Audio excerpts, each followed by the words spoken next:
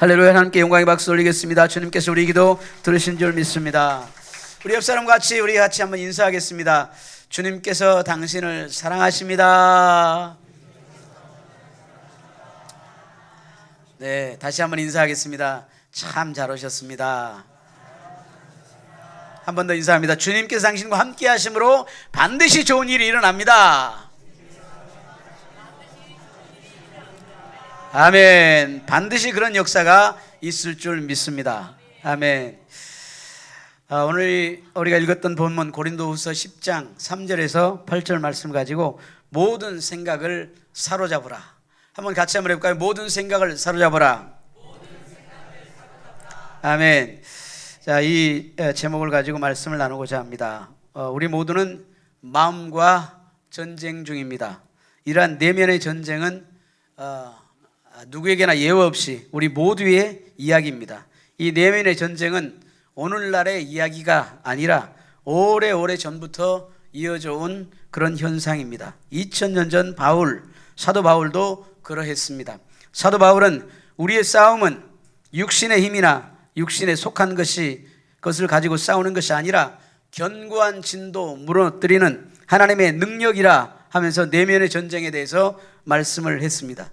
마음의 전쟁에서 싸우는 무기는 하나님의 능력인데 그 하나님의 능력은 모든 이론을 무너뜨리고 하나님을 아는 것을 대적하여 높아진 것을 다 무너뜨리고 모든 생각을 사로잡아 그리스도에게 복종하게 한다, 이렇게 말씀했습니다. 모든 생각을 사로잡아.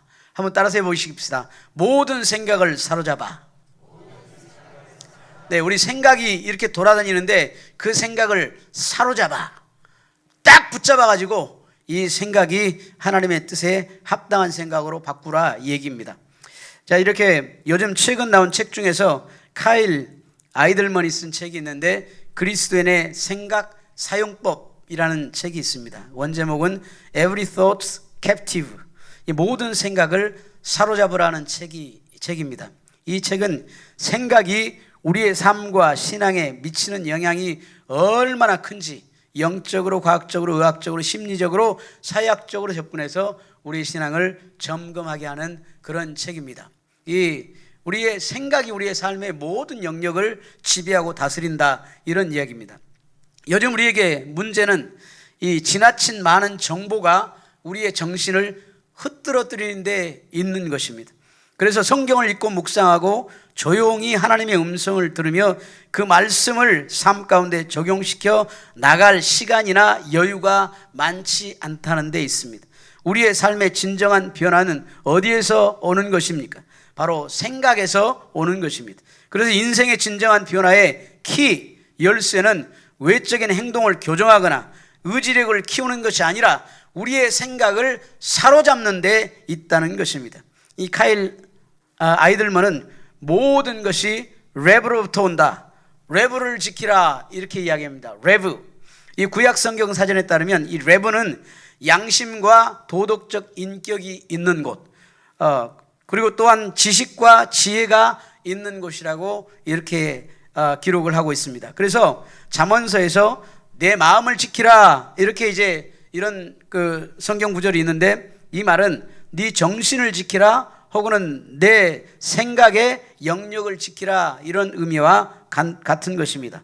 삶에서 변화의 필요성을 느낄 때 본능적으로 우리는 행동 변화에 초점을 맞춥니다. 행동을 바꿔야 된다, 이렇게 생각하는 것입니다. 예를 들어서 우리가 살을 좀 빼야 되겠다, 이렇게 생각하면 가장 먼저 생각하는 것이 뭐냐면 다이어트나 운동을 통한 행동의 변화를 그렇게 추구하는 것입니다. 그렇지만 진정한 변화는 근본적인 변화는 바로 우리들의 마음에서 시작된다라고 하는 것입니다.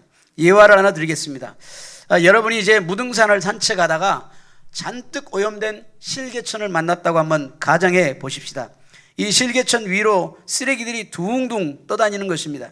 그래서 이제 여러분들이 열심히 쓰레기들을 이제 청소하기 시작을 했습니다.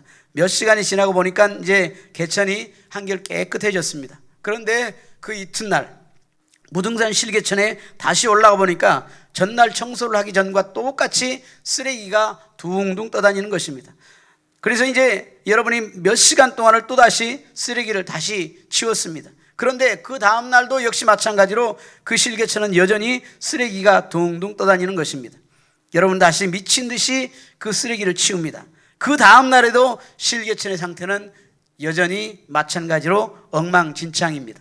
매일같이 여러분은 이 탈진할 때까지 계속해서 무등산을 오르내리면서 그렇게 청소를 해야 됩니다. 하지만 다음 날 올라가 보면 역시 똑같이 지저분한 상태가 되어 있는 것을 보게 됩니다. 그제서야 여러분들은 무슨 일이 일어나고 있는지를 이제 파악해야 된다고 그렇게 느끼게 됩니다. 모든 쓰레기의 원천을 찾기 위해 상류로 거슬러 올라가다가 실개천이 쓰레기 더미를 통과하고 있음을 발견하게 됩니다. 이것은 결국 상황에 대한 생각을 바꿔야 함을 우리가 깨닫게 하는 것입니다. 계속해서 실개천에 떠다니는 쓰레기에만 초점을 맞추면 약간의 진전과 변화는 있을 수 있습니다. 하지만 모든 쓰레기가 나오는 그곳을 다루기 전까지는 같은 문제가 계속해서 발생할 수밖에 없다는 사실입니다. 이것이 수많은 사람이 평생 동안 좌절하고 피로한 상태에 머무는 이유인 것입니다. 우리의 삶과 관계 속에 어느 순간 쓰레기가 갑자기 나타나게 됩니다. 그런데 우리는 그것이 어디서 왔는지 알지를 못합니다. 제거하기 위해 노력해보지만 계속해서 다시 쓰레기는 나타납니다. 왜일까요? 우리가 우리의 레브, 마음, 생각을 지키지 않고 있기 때문입니다. 모든 것이 레브에서 흘러나오기에 우리는 무엇보다도 레브, 생각과 마음을 지켜야 한다는 것입니다.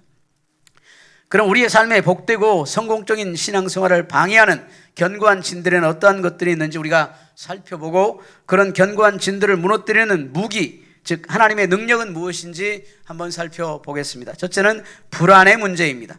우리의 삶에 복되고 성공적인 신앙생활을 방해하는 견고한 진들 중에 불안이라는 요소가 있습니다. 불안은 과연 어디서 오는 것일까요? 불안한 생각은 문제가 발생할 가능성이나 미래의 실패에 대한 두려움에서 비롯되는 경우가 많이 있습니다. 가면증후군이라는 것이 있습니다.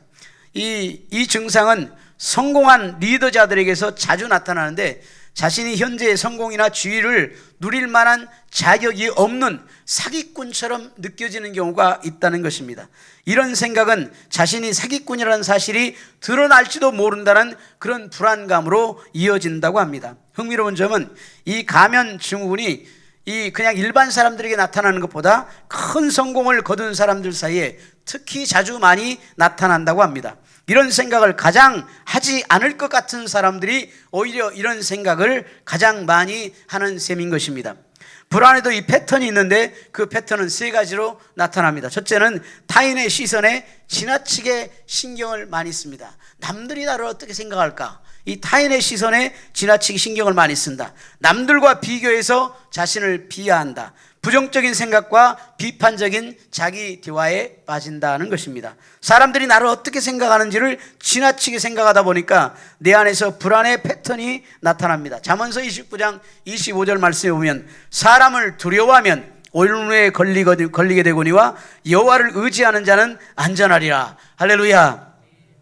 이 많은 사람들이 타인의 시선에 대한 두려움이라는 그런 올무에 걸려 있다는 것입니다. 데살로니가 전서 2장 4절에서 바울은 예수님을 위해 사는 것이 사람을 기쁘게 하려고 하지 않고 우리의 마음을 아시는 유일한 분인 하나님을 기쁘시게 하는데 집중하는 것이라고 이렇게 권면합니다. 그렇지만 이 세상의 패턴에 빠지면 정반대로 행동하게 되어 있는 것입니다. 다른 사람들의 생각에 지나치게 신경 쓸수록 자의식이 강해지고 자기중심적으로 변화되게 됩니다. 왜냐하면 자기를 방어해야 되기 때문에. 그러면 점점 더 불안에 빠지게 되는 것입니다. 이 현상을 가장 분명하게 보여주는 증거 중에 하나가 현대인의 셀피 집착이라고 합니다. 현대인들은 전 세계적으로 매일매일 약 9,200만 장의 셀피를 찍는다고 합니다. 사람들은 평균적으로 1년에 약 450장의 셀피를 찍는다고 합니다. 사람들이 셀피를 워낙 많이 찍다 보니까 셀피 손목 터널 증후군이라는 새로운 병까지 생겼습니다. 이렇게 셀피를 찍으려면 이렇게 찍잖아요. 그러니까 이 손목이 꺾여가지고 이게 이제 손목 과굴곡으로 신경에 염증이 생겨서 욱신거리는 그런 증상인 것입니다. 사람들은 손목이 견디지 못할 정도로 셀피를 과다하게 찍고 있습니다. 저도 요즘에 컴퓨터를 이제 많이 사용하는데 저는 이 마우스를 사용하지 않고 패드를 사용합니다. 그래서 패드를 이렇게 눌러야 되니까 이렇게 누르는 거예요. 이 손으로 누르니까 이게 마비 증세가 오더라고. 그래서 요즘에 잘 사용을 안 하려고 그렇게 합니다. 그런데 이 많은 셀피는 무엇을 의미할까요? 바로 이 자신에게 집착하는 생각을 의미하는 것입니다. 셀피가 유행하면서 또 성형수술이 더 유행하게 되었다고 이렇게 합니다. 또 하나 우리에게 찾아오는 가장 깊은 불안은 자신의 가치와 소속감, 정체성을 의심할 때 찾아옵니다. 우리가 진정으로 사랑받고 있는지, 진정으로 가치가 있는지, 지금 모습 그대로 충분한지를 의심할 때 이 불안이 찾아온다는 것입니다. 그런데 긍정적인 자기 대화를 아무리 많이 해도 인정에 대한 깊은 갈망을 진정으로 충족시킬 수는 없다는 것입니다. 내가 어디서 와서 무엇 때문에 살고 어디로 가는지 알지 못하면 내가 어떤 부와 성공을 거둬도 어떤 뛰어난 지식과 지혜를 가지고 있어도 내면 세계의 불안에 대한 생각을 떨쳐버리지 못한다는 사실입니다. 이런 불안의 문제는 하나님의 은혜와 축복을 누리지 못하게 하고 방황하는 인생을 살게 만든다는 것입니다. 두 번째는 주의 산만의 문제입니다. 집중하지 못하게 하는 선택의 놀이동산의 덫을 이야기합니다. 요즘에 마트켓에 가면 얼마나 물건들이 다양한지 모릅니다. 내가 사고 싶은 물건을 선택할 수 있는 권리, 이 권리가 우리에게 주어졌다는 사실에 사람들이 얼마나 행복해하고 그리고 이 마켓으로 몰려드는지 모릅니다. 저도 마켓 잘 가지 않는데 마켓에 한번 가면은 뭔 물건을 사야 될지를 모르겠어요. 샴푸를 하나 사려고 딱 들어갔는데 샴푸가 너무 종류가 많아가지고 뭐를 사야 될지 모르겠어요. 그냥 이것 들었다가 저것 들었다가 하다가 그냥 나와버리는 경우가 많이 있습니다. 그래서 이제 우리 아내가 딱 시키는 거 그것만 딱 사가지고 나와야 돼. 다른 거 생각하면 막 1시간 2시간 돌아다녀도 이거 안 되는 거예요. 그래서 얼마나 이 마켓으로 사람들이 많이 몰려든지 모릅니다. 그런데 이 선택이라는 것이 꼭 좋은 것만은 아니라는 사실입니다. 이 TV 채널은 100개가 넘고 인스타, 페이스북, 유튜브, 쇼츠는 넘쳐나게 우리의 흥미를 유발하고 관심을 끌어당깁니다.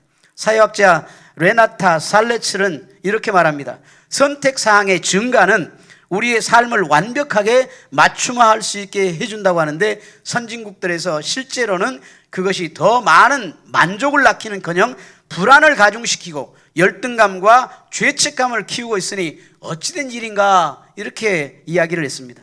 많은 선택사항이 우리의 삶을 좋게 만들기는커녕 혼란스럽게 만들었다는 사실이 많은 연구로 증명되고 있는 것입니다.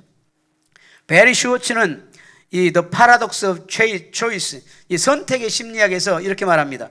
선택이 더 이상 우리를 자유롭게 하지 못하고 쇠약하게 만들며 심지어 우리를 억압한다고까지 말할 수 있다, 이렇게 이야기를 했습니다. 닐 포스트먼은 우리가 죽도록 즐기고 있다, 너무나 즐거워가지고 죽을 것 같이 그 일을 즐기고 있다는 겁니다. 여러분, 이 컴퓨터로 게임을 좋아하는 사람은 이틀, 사흘, 일주일도 잠을 안 자고 컴퓨터 게임을 해요. 죽도록 즐기고 있다, 이렇게 이야기를 하는 거예요. 이 표현을 빌려서 말하자면 우리는 죽도록 많은 것에 정신을 팔고 있다, 이 말입니다. 너무 선택할 것이 많아서 우리의 마음은 온갖 주의 산만 요소들이 가득한 놀이동산에 둘러싸여 있는 것입니다. 우리는 정말 중요한 것들은 까마득히 잊은 채 시간 가는 줄 모르고 온갖 놀이기구에 시간과 돈을 허비하는 것입니다. 역사상 우리의 마음을 채울 수 있는 것들이 이렇게 많았던 적은 없었습니다. 그렇지만 동시에 역사상 이렇게 마음이 산만했던 시대도 처음인 것입니다. 오늘날의 문제는 바로 이것입니다. 외부 자극을 더 많이 받을수록 내면의 성찰이 줄어든다라고 하는 사실입니다. 외부 세계에서 우리의 흥미를 자극하는 수많은 요소들은 우리의 영적인 세계와 내면 세계를 성찰할 수 있는 시간을 빼앗아 가버리고 있는 것입니다. 우리는 생각할 것이 더 많아졌지만 정작 성찰할 수 있는 시간을, 정작 중요한 것은 더 생각하는 것이 아니라 덜 생각한다는 것입니다. 이처럼 우리 문화 속에 수많은 요소들이 우리의 집중력을 흐트려 놓고 있어서 요즘에는 관심경제, 주의력 경제라는 말이 나왔습니다. 이 경제 용어 중에서 관심경제, 주의력 경제라는 말이 나왔습니다. 기업들과 콘텐츠 제작자들이 우리의 관심사를 끊임없이 추적합니다. 그리고 우리의 관심의 영역을 차지하려고 끊임없이 회사들끼리 경쟁을 합니다. 정교한 알고리즘은 우리의 관심을 사로잡고 유지하기 위해서 이 정교하게 설계됩니다. 그리고 이런 콘텐츠 제작의 알고리즘에 빠져들면 쉽게 그 영역에서 빠져 계속 스크롤을 당기게 되고 온갖 시간과 열정을 그곳에 쏟게 되고 결국에는 빠져나오지 못하고 덫에 걸려들게 되는 것입니다. 수없이 많은 선택의 자유가 우리를 치명적인 영적 망각 상태에 빠지게 하는 것입니다. 멍해져 버리는 거예요. 아무 생각이 없이 되어버리는 것입니다. 현대사의 수많은 선택지 중에서 우리를 가장 세게 끌어당기는 것이 하나가 있는데 그것이 뭐냐? 스마트폰이라는 것입니다. 소셜미디어에는 에덴 동산의 나무에 달린 열매처럼 탐스럽게 빛이 납니다. 이 디지털 시대에서는 계속해서 다른 것에 정신을 팔기가 너무도 쉽습니다. 저도 그런 경험을 가끔 하게 되는데 핸드폰 유튜브에서 찬양 한 곡을 찾으려고 딱 들어갔는데 내가 관심 있는 스포츠 관련 내용이 하나 딱 뜨면 그것을 딱 보게 돼요. 그 뭐 2, 3분짜리 이걸 딱 하나를 보게 되면 계속해서 그게 계속 뜨는 거예요. 계속해서 올라와요. 계속 그거를 보다가 내가 여기 왜 들어왔지? 뭘 하는지를 모르고 잊어버리고 다시 나와요. 이런 경우가 너무 많은 거예요. 망각이라는 것입니다. 이렇게 갑자기 망각 상태에 빠져버릴 때가 있다는 것입니다. 우리는 이렇게 집중을 방해하는 것들이 가득한 문화에서 지금 살아가고 있습니다. 이러한 문화는 항상 우리를 자기 틀 안에 끼워 맞추려고 합니다. 이러한 문화 속에서 해야 할 일은 이 목록을 만들고 한 주를 계획하면서 일정표를 수시로 확인하는 것이 우리 일상일 뿐입니다. 카일 아이들먼은 이렇게 말합니다. 우리는 평균적으로 하루 2시간 반을 소셜미디어에 사용합니다. 우리는 평균적으로 거의 매일 4시간 텔레비전을 시청에 사용합니다. 종합하면 전 세계적으로 한 사람이 스크린을 보는 평균 시간은 6시간 40분입니다. 우리가 스마트폰을 만지는 횟수는 평균적으로 하루에 2617번입니다. 대단하죠? 어떻게 이렇게 숫자를 지었을까? 핸드폰을 였다가 또 뺐다가 였다가 뺐다가 이런 게 2617번이라는 거예요. 한번 세보세요, 여러분. 그리고 이러한 문화 속에서 많은 그리스도인들은 말합니다. 너무 바빠서 기도하거나 성경을 읽을 시간이 전혀 없습니다. 기도할 시간이 전혀 없다고 습관적으로 이야기를 하는 것입니다. 그리고 한 달에 한두 번 정도 교회에 나오는 것을 다라고 생각을 하는 것입니다. 우리 자신의 영적 상태를 우리가 한번 돌아봐야 됩니다. 우리의 상태가 혹시 이런 영적 망각 상태에 빠져 있지는 않습니까? 더 심하게 하면 우리가 영적인 코마 상태, 식물인간 상태에 있지는 않는가 주의 깊게 진단해 보아야 됩니다. 그럼 우리가 어떻게 해야 되겠습니까? 세 번째, 하나님과 친밀한 관계, 하나님의 이 친밀한 관계를 유지하는 것입니다. 그것이 하나님의 능력인 것입니다. 앞에서 우리가 살펴보았듯이 불안과 주의 산만, 초조함, 두려움 이런 것이 우리를 괴롭힐 때가 너무 많습니다. 아무리 많은 지식을 쌓고 의학이 발달하고 과학이 발달하고 세상에 내가 하고 싶은 것을 마음대로 선택할 수 있다고 해도 왜 사람들은 그렇게 불안하고 초조해야 할까? 왜 그럴까요? 하나님과 친밀한 관계, 친밀한 교제가 없기 때문입니다. 우리의 신앙생활 속에는 좋은 것과 더 좋은 것이 있다는 것을 우리가 알아야 되겠습니다. 좋은 것과 더 좋은 것. 한번 따라서 해볼래요? 좋은 것과 더 좋은 것. 좋은 것보다 더 좋은 것이 있다라는 거예요. 누가복음 10장에서 마르다와 마리아에 대한 이야기가 나옵니다. 예수님께서 어느 날 제자들과 함께 마르다의 집을 방문합니다. 이 예수님이 제자들과 함께 이 어디를 가면 꼭 따라다니는 무리들이 있었습니다. 이 갑자기 그래서 예수님께서 이 제자들과 함께 몇몇 무리들과 함께 이 마리아의 집을 방문하니까 마리아와 마르다가 깜짝 놀랐겠죠. 갑자기 예고 없이 정말 귀한 손님이 찾아왔습니다. 이 마르다와 마리아는 한편으로는 너무 기뻐서 어쩔 줄 모르겠지만 또 한편으로는 이렇게 많은 사람을 어떻게 하지? 이제 분주해지기 시작했습니다. 그래서 마르다는 이 사랑하고 존경하는 예수님이 친히 가정을 방문하셨으니까 뭔가 대접을 해드려야 되겠다 생각하고 분주하게 움직입니다. 좋은 생각입니까? 나쁜 생각입니까? 대답을 안 하시네. 좋은 생각이에요. 좋은 생각이잖아요. 그래서 이젠 막 음식을 준비하느라고 이제 분주하게 움직입니다. 아마 예수님께서 미리 알리지 않고 오셨으니까 집 청소도 잘 안 되었을 것이고, 음식은 갑자기 30명분을 만들어야 되니까 발바닥에 땀이 나도록 그렇게 뛰어다녀야 했을 것입니다. 성경은 그 상황을 이렇게 묘사합니다. 마음이 분주한지라. 마음이 분주한지라. 영어로는 distracted. 이게 뭐냐 하면 주의가 산만한지라. 주의 산만, 집중이 없다는 거예요. 주의가 산만한지라. 마리아가 예수님의 발치에 앉아서 그분의 모든 말씀에 귀를 기울이고 집중할 때 마르다는 마음이 분주했습니다. 주의가 산만해졌습니다. 더 좋은 것을 놓치게 만드는 좋은 것들이 바로 주의 산만을 일으키는 요소인 겁니다. 우리에게 좋은 것이 있어서 더 좋은 것을 놓쳐버리는 그런 일이 우리에게 너무 많이 있다라고 하는 것입니다. 마르다는 좋은 것들에 정신이 팔려서 더 좋은 것, 즉 예수님을 놓치고 말았다는 것입니다. 여러분, 돈이 좋은 것이죠. 건강이 좋은 것이죠. 우리의 성공이 좋은 것이잖아요. 이 좋은 것 때문에 예수님을 놓쳐버리는 경우가 있다라는 것입니다. 마르다는 동생 마리아에게 화가 났습니다. 그리고 예수님께서 살짝 짜증이 났습니다. 예수님께 나가서 그래서 마르다가 이야기합니다. 주님, 내 동생이 나 혼자 일하게 두는 것을 생각하지 아니하십니까? 그를 명하여 나를 도와주라고 좀 하십시오. 이렇게 이야기를 합니다. 이 마르다는 동생도 자신처럼 일하기를 바랐습니다. 그리고 마르다는 은근히 예수님 역시 내 편일 거라고 그렇게 단정을 했습니다. 우리가 신앙생활하면서 조심해야 될 부분이 바로 이런 부분입니다. 우리는 늘 이기적으로 예수님이 내 기도를 들으시고 언제나 내 편이라고 함부로 생각할 때가 많이 있는 것입니다. 예수님은 누구 편일까요? 예수님은 예수님 편이십니다. 마르다야, 마르다야, 주님이 대답하셨습니다. 너는 많은 일에 대해서 염려하고 마음이 상했구나. 하지만 필요한 것은 몇 가지뿐이거나 사실 한 가지밖에 없다.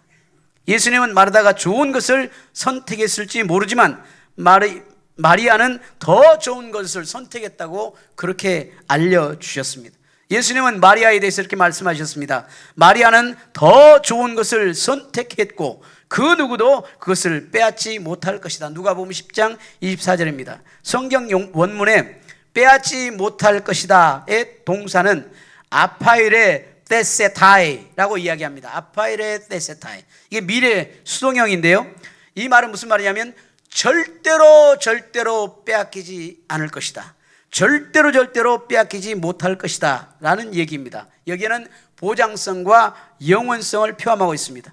결코 영원히 빼앗길 일이 없다는 의미입니다. 더 좋은 예수 그리스도를 택했기 때문에 결코 누가 그 좋은 것을 빼앗아 갈 자가 없을 것이라고 이렇게 말씀하시는 것입니다. 이 땅에서 사랑 많으신 하나님과 하모니하는 관계에 우리가 투자하게 되면 영원히 보장되는 하나님의 평강과 축복을 우리가 얻는 은혜가 있을 줄 믿습니다. 그러니 그분의 발치에 앉아 있으라. 요즘 이 전도 폭발 훈련에 놀라운 하나님의 은혜가 나타나고 있습니다. 장로님을 비롯해서 저희 부부와 권사님들과 그리고 청년들이 함께 13명이 훈련에 참여를 하고 있습니다. 13주 훈련 과정인데 너무 은혜스럽고 귀한 시간입니다. 전도 폭발 들어보기나 하셨습니까? 옆 사람하고 한번 이야기를 한번 해보세요. 전도 폭발 들어보셨어요? 아이고, 소리가 점점 줄어드네. 전도 폭발, 이거 13주 훈련 과정인데 너무 은혜스럽고 그곳에 엄청난 헌신들이 있습니다. 여러분, 서울에서 막 내려와가지고 매주마다 내려와서 이렇게 저희들을 돌봐주고 그냥 식사를 대접하고 그렇게 하는 거예요. 자기 교회도 아니에요. 남의 교회 성도를 그렇게 돌봐주고 도와주고 헌신하고 이러는 경우가 많지 않거든요. 그런데 그렇게 헌신이 있고 우리가 정말 많은 것을 지금 배우고 있습니다. 이 전도국가를 저는 하나님이 사랑하신다는 것을 저는 계속 경험하고 있습니다. 영적인 양식인 말씀도 풍성하고 음식도 얼마나 풍성한지 모르겠습니다. 토요일 시간이 되신 분들은 한번 참석을 해보시기를 바랍니다. 앞으로 이 전도폭발 훈련 프로그램을 교회에 완전히 정착시켜서 모든 성도들이 전도 특공대가 되어지기를 소망합니다. 이럴 때는 아멘이 크게 나와야 되는데 세 사람밖에 안 나오네. 이 전도 폭발 훈련 프로그램을 교회에 완전히 정착시켜서 모든 성도들이 전도 특공대가 되어지기를 소망합니다. 할렐루야. 그래서 순복음 영락교회가 좋은 것이 아니라 더 좋은 것을 선택해가는 그런 지혜와 은혜가 충만한 교회와 성도들이 다 되어지기를 소망합니다. 우리는 창조주와의 관계 속에서 정체성을 찾도록 우리 창조되었습니다. 창조의 관계 속에서만 우리가 정체성을 찾도록 되어 있는 것입니다. 그래서 우리는 하나님과 대화하고 깊은 영적인 관계 속에서 진정한 평안을 누리게 되는 것입니다. 처음 제 아내와 제가 베트남에 도착했을 때를 저는 잊지 못합니다. 공안들이 없는 곳이 없고 길거리에 다니면서 선교사 같은 분들을 만나도 선교사님, 목사님이라는 단어를 절대 사용하지를 못했습니다. 베트남 사람들이 우리 한국말을 어찌게 알아먹겠어요. 그런데 목사님, 선교사님 얘기를 못하는 거예요. 그리고 선생님, 박사님이라고 부를 만큼 그렇게 감시와 통제가 심한 때였습니다. 동네 공안이 집을 검문한다고 저녁 12시에 찾아와가지고 초인종을 누르고 구두를 신은 채 방에 들어와서 여기저기 저벅저벅 돌아다니면서 집안을 검색하던 때였습니다. 사역에 대한 생각보다는 공안의 눈을 피하기 위해서 애를 쓰고 마음은 두려움으로 가득 차 있었습니다. 어쩌든지 공안에게 들키지 않아야 된다는 생각. 베트남 도착 2개월이 지났는데 부활절을 맞이했습니다. 1995년 4월 30일 부활절 예배를 첫 예배를 거기서 드렸습니다. 공인교회에서 드리고 이 집에 돌아와서 이제 아내와 찬양을 하면서 이제 그 요한복음 21장을 같이 묵상을 하면서 그렇게 저녁 예배를 드리는데 하나님의 마음이 느껴지기 시작했습니다. 주님이 저를 조용히 부르셨습니다. 남균아, 네가 나를 사랑하느냐? 네가 나를 사랑하느냐? 조용히 부르시는 그 주님의 음성에 너무 놀랐습니다. 그리고 눈에서는 주체할 수 없는 눈물이 쏟아지기 시작했습니다. 그래서 아내와 저는 서로 얼굴을 쳐다보면서 눈물을 흘리면서 울었다가 웃었다가 쳐다보면서 그렇게 예배를 드렸습니다. 죄 많은 나를 부르셔서 선교사의 사명을 주신 주님의 음성에 감상하면서 헌신을 다짐했던 그런 시간이 있었습니다. 그 부드러운 음성을 지금도 잊을 수가 없습니다. 그리고 내가 지치거나 힘들어할 때, 불안이 엄습해 올 때는 늘 그때를 생각하게 되었고 그렇게 생각하고 있습니다. 주님이 나를 사랑하신다. 주님은 여전히 나와 함께 하신다는 그런 확신을 가질 때 우리는 다시 힘을 얻게 되는 것입니다. 주님의 일을 하다 보면 이 앞에 놓인 문제들을 보고 왜 두려움이 없겠습니까? 그러나 아무리 약한 영들이 우리를 무너뜨리려고 견고한 진을 치고 있다 해도 그것을 무너뜨리는 강력한 무기, 하나님의 능력은 하나님이 나를 사랑하신다는 것 때문일 것입니다. 내 아들아, 나는 너를 자랑스러워한단다. 나는 너를 끔찍이 사랑한다. 항상 너를 응원한다. 이런 음성을, 하나님의 음성을 들을 수 있다면, 그렇다면 우리 자신을 바라보는 우리의 시각이 어떻게 달라질까요? 분명히 타인의 시선에서 지나치게 신경 쓰는 삶에서 해방될 것입니다. 늘 남과 비교하는 삶에서 벗어나게 될 것입니다. 그런데 이것은 단순한 희망사항이 아닙니다. 하나님이 저와 여러분을 사랑하신다는 그 사실, 그것은 진리입니다. 그 하나님의 사랑이 우리에게 어떻게 나타났습니까? 로마서 5장 8절 말씀에 우리가 아직 죄인 되었을 때 그리스도께서 우리를 위해 죽으심으로 하나님께서 우리에 대한 자기의 사랑을 확증하셨느니라, 이렇게 말씀하십니다. 우리는 부모를 잃었거나 우리는 그 버림받은 그런 고아들이 아닙니다.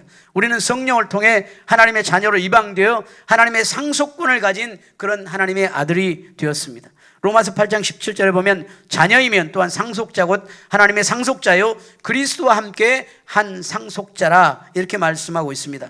에베소 1장 3절에서 5절 말씀에 찬송하리로다 하나님 곧 우리 주 예수 그리스도의 아버지께서 그리스도 안에서 하늘에 속한 모든 신령한 복을 우리에게 주시되 곧 창세전에 그리스도 안에서 우리를 택하사 우리로 사랑 안에서 그 앞에 거룩하고 흠이 없게 하시려고 그 기쁘신 뜻대로 우리를 예정하사 예수 그리스도로 말미암아 자기의 아들들이 되게 하셨으니 라고 말씀하십니다.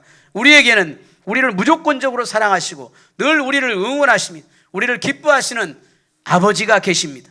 우리는 이 땅에 살면서 생각 속에 있는 불안의 악순환을 끌어내야 합니다. 불안의 악순환을 끊는 열쇠는 자신감을 더 끌어모으는 것이 아닙니다. 긍정적인 주문을 반복해서 외우는 것도 아닙니다. 하늘아버지의 음성을 들을 수 있도록 우리의 귀를 여는 것이 열쇠인 것입니다. 사랑과 인정에 대한 그분의 말씀이 우리의 마음속에 깊이 스며들어야 합니다. 그렇게 하면 그분 안에서 우리의 정체성에 관한 진리로 굳게 서게 되는 것입니다. 이 세상을 살아가면서 늘 불안을 느끼는 것은 거짓의 대왕 마귀가 우리에게 속살거리기 때문입니다. 이것도 몰라 저것도 몰라, 지금은 정보의 홍수 시대인데 너는 실패한 자야, 저주받은 자야, 너는 절대 행복하지 못한다, 성공하지 못한다, 너는 죄인이야, 죽어야 해, 이렇게 몰아붙일 때가 있는 것입니다. 그럴 때 우리는 이 사탄 마귀를 대적하고 예수 그리스도 안에서 하나님의 사랑받는 자녀라는 정체성을 가지고 담대히 일어나 외쳐야 됩니다. 나에게 불안을 가져다주는 사탄아, 네가 나사렛 예수 그리스도로 명하노니 물러가라, 물러가라. 다시는 내게 찾아오지 말라. 내게 찾아오는 불안은 내게는 불법이다. 주님께서 나를 위해서 십자가에 못 박혀 돌아가심으로 모든 인생의 문제가 다 해결되어졌다. 나는 자유하다. 나는 질병으로부터 자유하다. 나는 저주로부터 자유하다.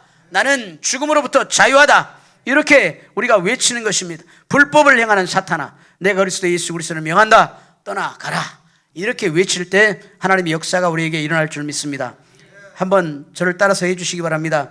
나에게 불안을 가져다주는 사탄아, 내가 나사렛 예수 그리스도를 명한다. 물러가라, 물러가라. 저주하고 명한다. 물러갈지어다. 다시는 내게 찾아오지 말라. 할렐루야. 이렇게 하면 우리에게 자유함이 분명히 찾아오게 될 줄 믿습니다. 결론으로 말씀을 드리겠습니다. 우리는 영적 싸움을 하고 있습니다. 그 싸움의 근원은 우리의 생각에서부터 시작합니다. 우리의 외부 생각, 마음을 하나님의 능력으로 채워야 우리가 싸움에서 승리하게 되는 것입니다. 불안한 마음, 주의 산만한 마음으로는 영적 전쟁을 제대로 치를 수가 없는 것입니다. 그러므로 우리의 마음을 하나님과 깊은 친밀함, 영적인 관계를 통해서 단단하게 다져가면 우리의 생각이 건강해지고, 생각이 건강해지면 우리 행동이 건강해지고, 행동이 건강해지면 습관을 통해서 우리 삶이 건강해지고, 우리 일생이 복되고 승리하는 일생이 되어질 것을 믿습니다. 오늘 본문에서 고린도서 10장 4절에서 5절 말씀에 우리의 싸우는 무기는 육신에 속한 것이 아니요 오직 어떤 견고한지도 무너뜨리는 하나님의 능력이라, 하나님과의 관계라. 이 모든 이론을 무너뜨리며 하나님 아는 것을 대적하여 높아진 것을 다 무너뜨리고 모든 생각을 사로잡아 그리스도에게 복종하게 하니, 이렇게 말씀하십니다. 이 말씀을 늘 묵상하면서 그 말씀으로 승리하는 저와 여러분 되시기를 주님의 이름으로 축원합니다. 축원합니다.